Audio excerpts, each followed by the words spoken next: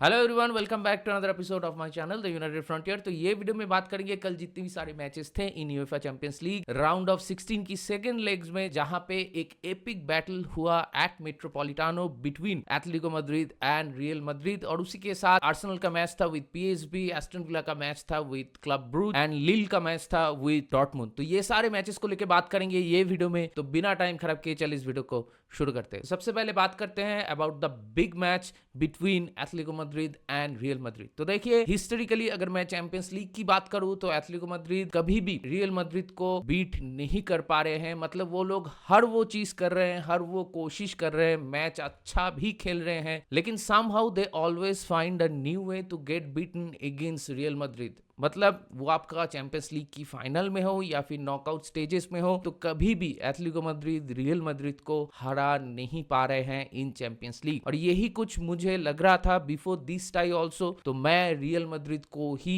Back कर रहा था। लेकिन क्वाइट सरप्राइजिंगली कल फॉर द 90 मिनट्स, अगर मैं रेगुलेशन टाइम की बात करूं, तो Atletico Madrid were the better team. They did everything which they could, they gave their 100%। और उसी के साथ इंटर स्टेडियम का जो इन्वायरमेंट था, जो एटमॉस्फेयर था, every fans were backing them. उसी के साथ we witnessed a crazy game. मतलब ये मैच में बहुत ही हाई क्वालिटी फुटबॉल हम लोग को देखने को मिला, जहां पे दोनों ही टीम, मतलब ऐसा नहीं था कि दोनों ही टीम स्लॉपी पासिंग कर रहे थे या फिर मिस पासेस कर रहे थे जिनके वजह से दोनों ही टीम को मौका मिल रहा था आगे जाते हुए। ऐसा बिल्कुल ही नहीं था। It was a pure quality football, जहां पे दोनों ही टीम टैक्टिकली एक दूसरे को कैंसिल आउट कर रहे थे, और उसी के साथ दोनों ही team they were working hard to create something. ये मैच में वो सारा चीज था जो हम लोग चाहते हैं देखना in a football match for sake of entertainment. जी हाँ, ये मैच में वो ड्रामा था, कंट्रोवर्सीज था, मिस पेनल्टी था, और उसी के साथ बहुत ज्यादा इमोशंस था ये मैच में। तो for a neutral point of view, हर एक फुटबॉल लवर के लिए it was a treat to watch. It was a mouth watering clash which we witnessed yesterday's night. तो शुरू से शुरू करते हैं। जब मैच शुरू होता है, और हम लोग किसी ने नहीं सोचे थे ऐसा ही कुछ मैच के बिल्कुल ही शुरुआत में हो जाता है। मतलब within 30 seconds Atletico Madrid scored a goal. Conor Gallagher scored a goal. मतलब मैच शुरू हुआ, एटलेटिको मैड्रिड अटैक पे गए और वहां से they scored the first goal. और जो पहले लेग में जो स्कोर लाइन था 2-1, वो मैच की शुरुआत में ही पहले मिनट में ही जो एग्रीगेट स्कोर लाइन है वो 2-2 हो गया था। और उसके बाद एटलेटिको मैड्रिड प्लेड ब्रिलियंटली। मतलब अगर मैं पहली हाफ की बात करूं तो obviously Atletico Madrid were the better team, क्योंकि पहले हाफ में Atletico Madrid they were controlling the game, they were controlling the tempo, और उसी के साथ वो लोग चांसेस क्रिएट कर रहे थे, प्रोलिफिक चांसेस क्रिएट कर रहे थे। एंड यहाँ पे आपको रियल मैड्रिड की डिफेंस एंड कुर्तुआ, इनको क्रेडिट देना होगा कि they showed some real resilience against a team like Atletico Madrid, जहां पे उनके होम में मैच था, फैंस थे बैक करने के लिए, और उसी के साथ जो टैक्टिकली डिएगो सिमियोन इस मैच के लिए प्लान किए थे उसी को एटलेटिको मैड्रिड कहीं ना कहीं एग्जीक्यूट कर रहे थे। सेकंड हाफ में जब मैच शुरू होता है तो हम लोगों को लग रहा था कि शायद रियल मैड्रिड स्टेप अप करेंगे, जैसा कि वो हर एक मैच में चैंपियंस लीग की नॉकआउट फेज में करते हैं। लेकिन यहाँ पर सेकंड हाफ में अगर मैं बात करूं तो सेकंड हाफ में it was all about Atletico Madrid, क्योंकि सेकंड हाफ में भी कुछ सिमिलर सी ही फुटबॉल एटलेटिको मैड्रिड खेल रहे थे and Real Madrid were defending. लेकिन वहां पर रियल मैड्रिड की अगर मैं बात करूं तो सेकंड हाफ में इंटर हाफ में रियल मैड्रिड टुक 3 शॉट्स, और इंटर 90 मिनट्स में दे हार्डली टेस्टेड ओब्लाक। जी हाँ, दूसरी तरफ Courtois was quite busy in the goal, क्योंकि कोर्तुआ को हियर एंड देयर हमेशा से कुछ ना कुछ सेव्स करना पड़ रहा था। एटलेटिको मैड्रिड की एंटायर अटैकिंग लाइनअप, और उसी के साथ Julian Alvarez, my God what a game he had. मतलब अगर कोई man of the match performance की बात करे, it would have been Julian Alvarez अगर एटलेटिको मैड्रिड ये मैच जीत जाते तो। मतलब मैच में अगर एटलेटिको मैड्रिड की बेस्ट प्लेयर कोई था तो वो था आपका हुलियन अल्वारेज, क्योंकि he was everywhere, he was playing at every position. उसी के साथ बंदा डिफेंड कर रहा था, बंदा बिल्डअप कर रहा था, बंदा आगे जाते हुए गोल प्रोड्यूस करने की कोशिश कर रहा था, एंड कोई भी पोजीशन से अगर वो शॉट लेता भी है तो वो शॉट हमेशा ऑन टारगेट रहता है। ऐसा ही कुछ कल के मैच में हम लोग को देखने को मिला। और दूसरी तरफ each and every time Courtois stepped up, Rudiger, Asencio, ये सारे जो डिफेंडर्स थे रियल मैड्रिड के, they stepped up and they showed that resilience जिसकी मैं बात कर रहा था।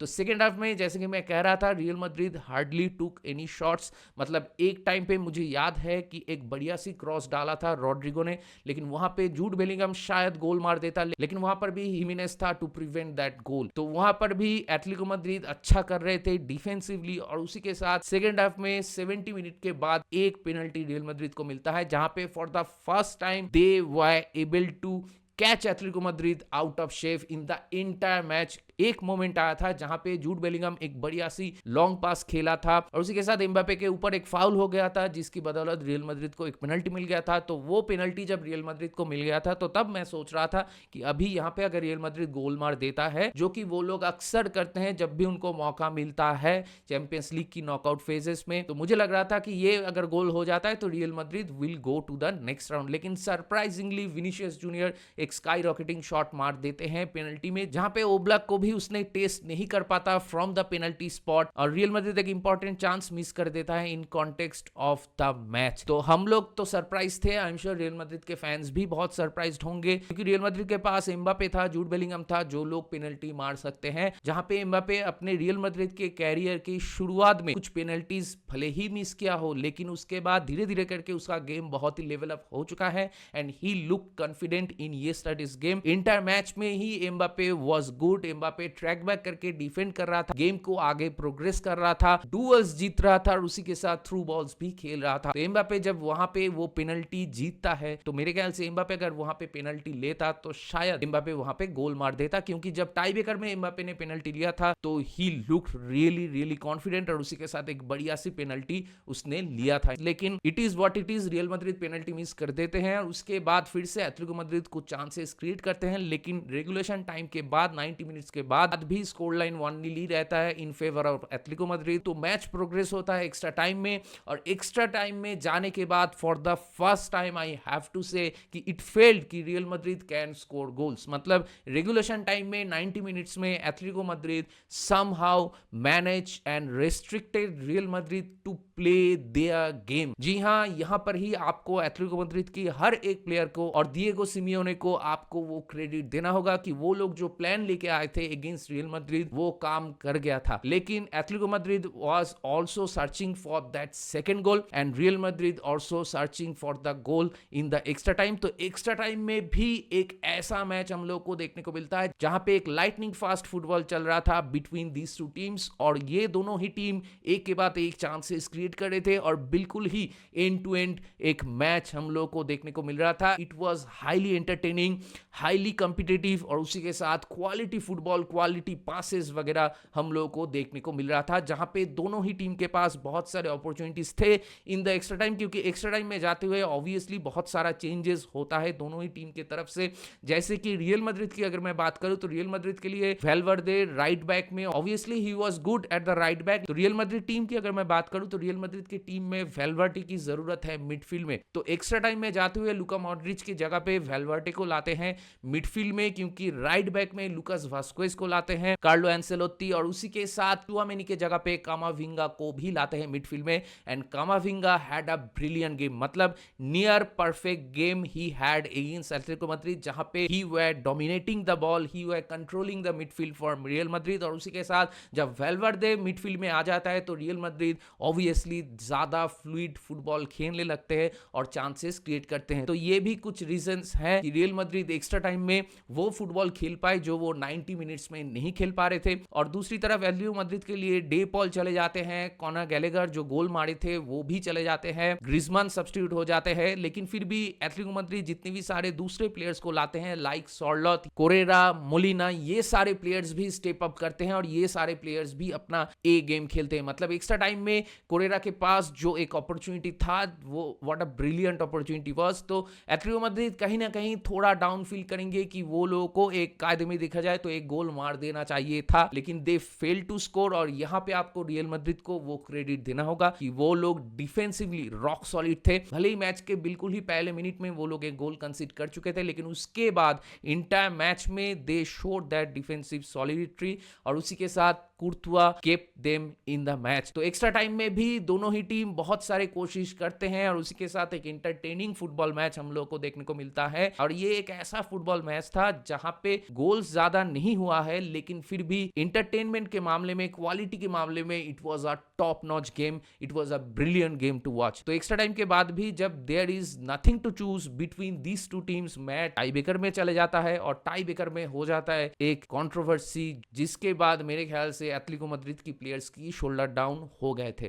तो देखिए, हम लोग अक्सर कहते हैं कि टाई ब्रेकर एक लॉटरी जैसा होता है, टाई ब्रेकर में कोई भी टीम जीत सकता है, लेकिन it's not all about luck. Tie breakers के लिए भी बहुत ज्यादा हार्डवर्क करना पड़ता है, एक प्रिपरेशन लेना पड़ता है। कोई भी प्लेयर्स की इंटरव्यू जाके देखोगे, जो लोग पहले टाई ब्रेकर्स जीत चुके हैं, तो वो लोग अपना इनसाइट्स दे पाते हैं कि टाई ब्रेकर के लिए वो लोग कैसे प्रिपेयर करते हैं। तो क्लियरली शोज कि रियल मैड्रिड टाई ब्रेकर्स के लिए वो प्रिपरेशन बढ़िया तरीके से करते हैं। और आर्ने स्लॉट का एक कोड भी है, if you do more hard work तो luck will be on your side. और इसीलिए मुझे लगता है कि एट द एंड जब भी हम लोग रियल मैड्रिड एंड लक की बात करते हैं चैंपियंस लीग में, तो रियल मैड्रिड एक ऐसा टीम है जो हार्डवर्क के मामले में मेरे ख्याल से सबसे ज्यादा हार्डवर्क करते हैं अमंग द टीम्स, एंड इसीलिए लक हमेशा उनके फेवर में ही रहता है। तो कल के मैच में टाई ब्रेकर में पहला पेनल्टी एम्बापे लेता है, वहां से ही स्कोर्ड अ ब्रिलियंट गोल। उसके बाद एटलेटिको मैड्रिड के लिए सॉर्लोथ आते हैं, सॉर्लोथ स्कोर्ड अ ब्रिलियंट गोल। उसके बाद जूड बेलिंगम आते हैं पेनल्टी लेने के लिए, Jude Bellingham also scored a brilliant goal. और उसके बाद आता है वो controversial moment in the match जहां पे हुलियन अल्वारेज आते हैं पेनल्टी मारने के लिए। बैड लक उसका कि वहां पे डबल टच हो गया। मतलब जब मैच चल रहा था, लाइव चल रहा था, तब तो चीजें समझ में नहीं आया। मैं जितने भी साल से फुटबॉल देख रहा हूँ, 20-22 साल से जो फुटबॉल मैं देख रहा हूँ, वहां पे लाइव मैच में ऐसा मैं कभी नहीं देखा इससे पहले। कल जब ऐसा हुआ कि डबल टच की वजह से वीआर ने वो पेनल्टी रूल आउट कर दिया, तो it was something which was entirely new for me. और मैच में भी ऐसा एक चल रहा था, मतलब किसी को पता नहीं चला, उससे पहले ही Real Madrid were 3-1 up at the tie breakers, क्योंकि वेल्वर्डे गोल मार दिया था। उसके बाद कंफर्मेशन आया कि हुलियन अल्वारेज जो गोल मार दिए थे वो गोल रूल्ड आउट हो चुका है। और जो रिप्ले वगैरह वो लोग दिखा रहे थे, वहां पर भी वो समझ में नहीं आ रहा था। लेकिन उसके बाद बहुत सारे वीडियोस मैंने देखा, लेकिन एट द एंड मुझे लगा कि it was the correct decision made by the referees, क्योंकि वहां पे डबल टच तो था। जब अल्वारेज शॉट ले रहा था विथ हिज राइट फुट, तो बॉल उसके लेफ्ट फुट जो स्टैंडिंग फुट होता है वहां पे हिट करके गया, और इसीलिए बॉल का जो ट्रेजेक्टरी है, वो बॉल का ट्रेजेक्टरी ऊपर चला गया और वो बॉल ऊपर जाके फिनिश हुआ है गोल के अंदर। तो at the end Atletico Madrid के लिए it was very very unlucky, लेकिन at the same time it was the correct decision. और टाई ब्रेकर के बीच में अगर ऐसा एक डिसीजन हो जाता है जहां पे आप गोल स्कोर कर चुके हो, लेकिन बाद में पता चलता है कि वो गोल डिसअल आउट हो चुका है, तो it can really take a toll on the players and the morale of the team. और एटलेटिको मैड्रिड के प्लेयर्स के साथ भी ऐसा ही कुछ होता है, जहां पे उनका शोल्डर ड्रॉप हो जाता है उसके बाद, लेकिन फिर भी लुकास वास्कोस का पेनल्टी सेव करता है ओ ब्लॉक वहां पे।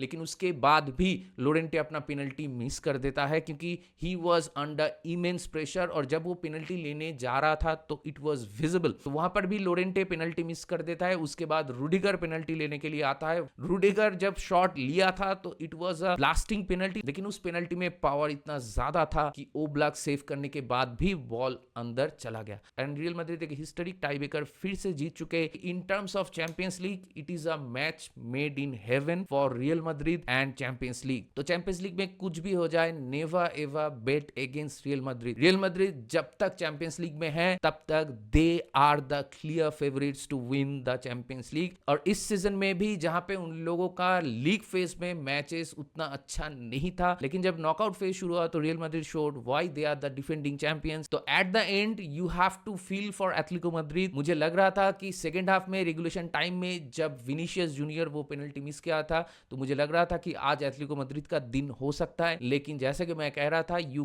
Can not right of real Madrid in a champions league game, और एंड में जाते हुए वही हम लोगों को देखने को मिलता है। फैंस के लिए, एटलेटिको मैड्रिड टीम के लिए ये हार का सामना करना बहुत ही मुश्किल हो सकता है, क्योंकि they did everything to win this match. They give their 100% और उसके साथ दे प्लेड एक्चुअली वेल, लेकिन जैसे कि सब लोगों को मालूम है कि अगर आप आपके चांसेस नहीं लेते हो against a team like real Madrid, तो कुछ ना कुछ करके eight the and Real Madrid punish you, और एंड में जाते हुए वही हम लोगों को देखने को मिलता है। तो hard luck for Atletico Madrid and congratulations to each and every Real Madrid fan की फिर से एक एपिक बैटल जीतने के लिए और हम लोगों को वो एंटरटेनमेंट देने के लिए इन Champions League football. Quarter final में रियल मैड्रिड के सामने होगा Arsenal. There is a difference of 15 titles between Arsenal and Real Madrid. Arsenal को हम लोग ज्यादा रियल मैड्रिड के अगेंस्ट में खेलते हुए नहीं देखे हैं चैंपियंस लीग में। आर्सेनल के साथ चैंपियंस लीग में अक्सर आइदर बार्सिलोना और बायर्न म्यूनिख का मैचेस ज्यादा होता है। लास्ट टाइम जब रियल मैड्रिड के साथ आर्सेनल का मैच हुआ था तो मुझे याद है कि थियरी ऑनरी जो है वो गोल मारे थे बर्नाब्यू में जाके, एंड उस चैंपियंस लीग के एडिशन में Arsenal went to the finals और उसके बाद बार्सिलोना के अगेंस्ट में वो लोग हार गए थे। तो वही एक लौता आर्सेनल वर्सेस रियल मैड्रिड का मैच मुझे याद है।